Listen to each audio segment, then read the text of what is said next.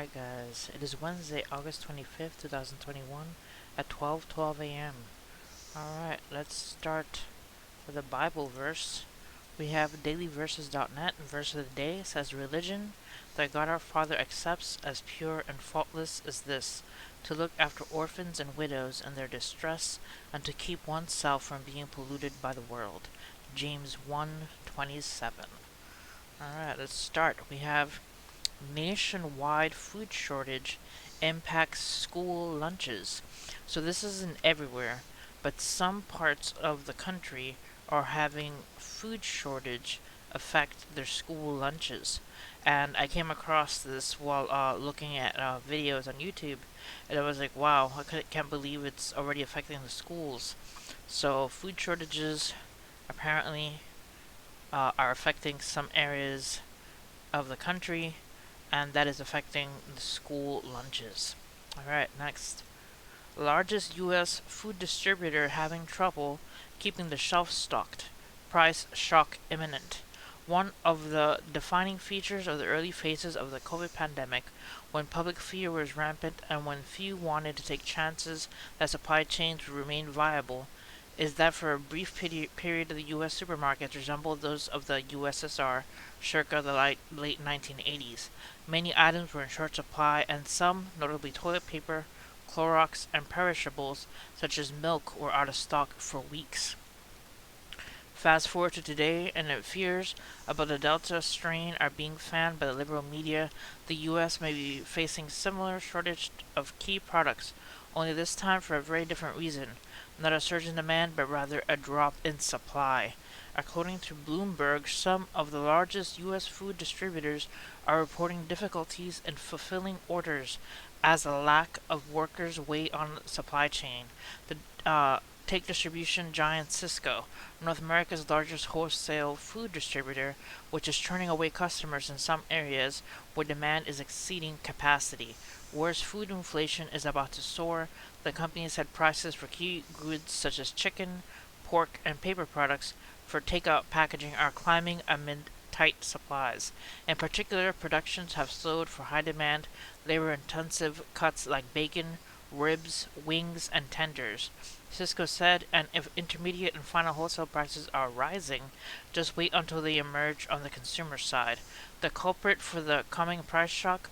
Biden's catastrophic stimmies and universal basic income, which has unleashed havoc on the U.S. job market and led to historic labor shortages. Alright, so there's a lot of shortages going around. Now, large U.S. food distributors having trouble keeping the shelves stocked. Alright, next. El Salvador installs 200 Bitcoin ATMs as crypto set to become legal tender. Back in June, we reported that El Salvador, a tiny Central American nation known as the home country of many of the migrants who wind up asking for amnesty on the southern border, would become the first country in the world to recognize Bitcoin as an official legal tender. That was weeks ago. Now El Salvador government is preparing for its new era, relying on Bitcoin as its primary means of transaction by installing 200 Bitcoin ATMs, which are already popular in the US and Europe. So they're installing a lot of ATMs that are used with Bitcoin. Alright, next. More US Navy ships, Marine aircraft assist in Haiti relief. Marines with the 2nd Marine Aircraft Wing, Marine Expeditionary Force prepare to board MV-22B Osprey to deploy to Haiti in support of Joint Task Force Haiti for humanitarian assistance and disaster relief mission from Marine Corps Air Station, New River, North Carolina.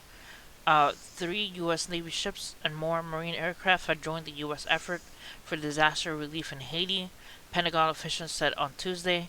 The military is on station to support the U.S. Agency for International Development relief effort following the August 14 earthquake. The military response is led by Rear Admiral Keith Davids, commander of U.S. Special Operations Command South. So they're heading over there and helping Haiti, which really needs it. Alright, next, as the West bakes, Utah forges ahead with water pipeline. As drought and climate change strangle the Colorado River, a small country in Utah nevertheless continues forging ahead with a $1 billion pipeline to suck more water from it to sustain its growing population.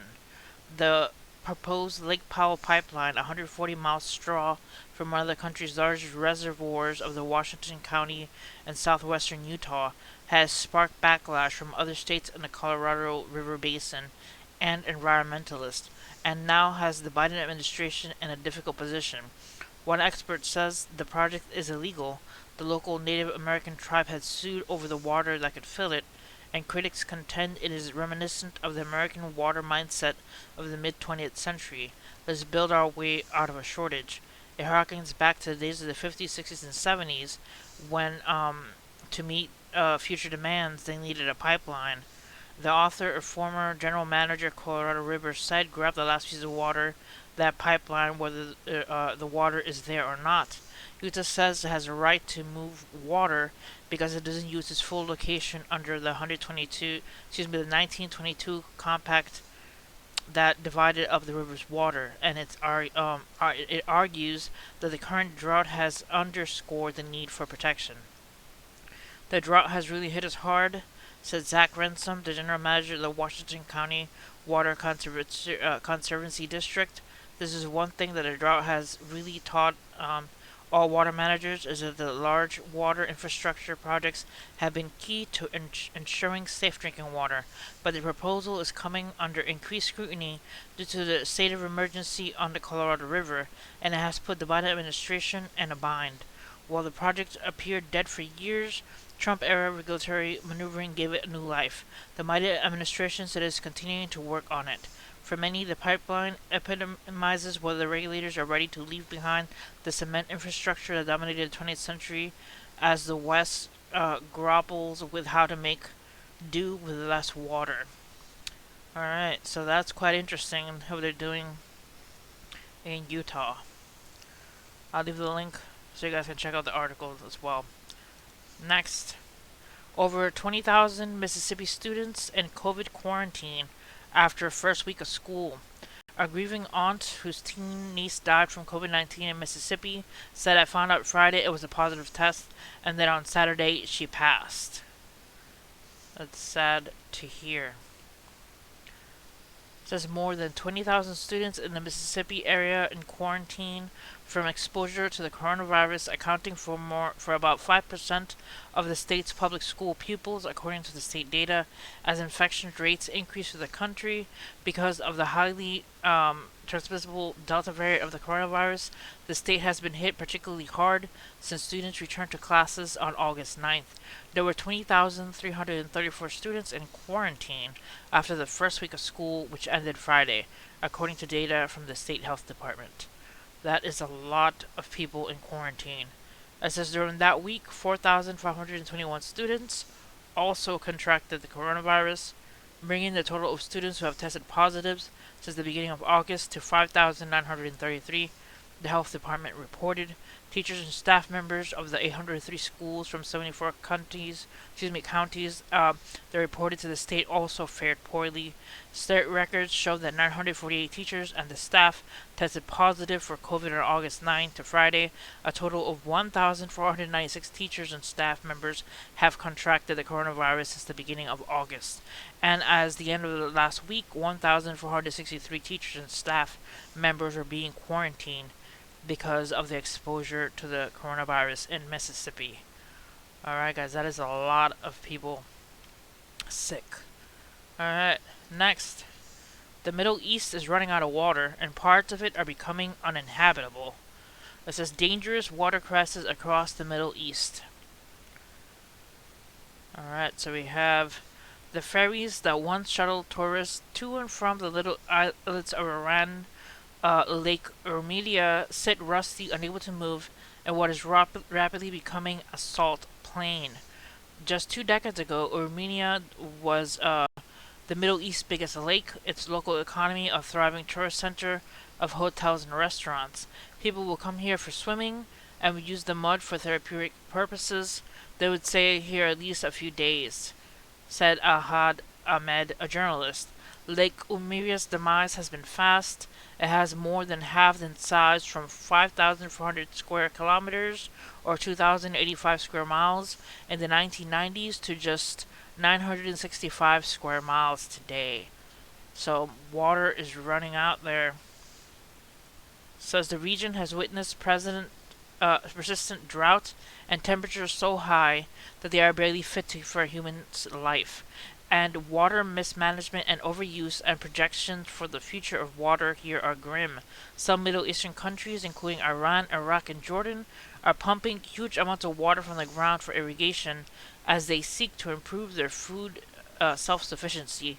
They're using more water than is available routinely through rain, and so groundwater levels are consistently falling because you're taking water out faster than is being replenished by the rainfall. So please pray for Iran, in the Middle East, the people who need water there. Nobody wants to be in a situation where there's drought. Alright, next. Kilauea volcano rocked by more than 150 earthquakes, prompting Hawaii officials to raise volcanic alert level color from yellow to watch orange. Earthquake swarms still ongoing. Earthquake swarms hits Kilauea volcano in Hawaii. It says the U.S. Geological Survey of Hawaiian Volcano Observatory is raising the volcano alert level color for Kilauea advisory yellow to watch orange due to the earthquake activity in Kilauea's South Caldera region. Although Kilauea volcano is not currently erupting, an increase in seismic activity has been detected beneath the south part of the Kilauea caldera within Hawaii's Volcanoes National Park. The earthquake swarm began around 4:30 p.m. in the evening on August 23rd, 2021, and continued in the early morning hours of August 24th, with a particularly strong sequence of earthquakes that occurred at about 1:30 a.m. Over 140 quakes have been recorded as of 4:30 a.m. on August 24th. The largest recorded earthquake was a 3.3. The majority of earthquakes less than a magnitude 1. Small earthquakes are continuing at a rate of at least 10 detected earthquakes per hour. That is a lot of earthquakes per hour. Please pray for the people of Hawaii. They don't need all that volcano activity going on. Alright guys, that's it for the news video tonight. Hit like and subscribe for more videos, and see you guys next time. Please pray for the people who are having food shortages in schools and people who are having food shortages in their state, and also please pray for the people and the children being affected by COVID in schools. Alright, see you guys next time. God bless you guys.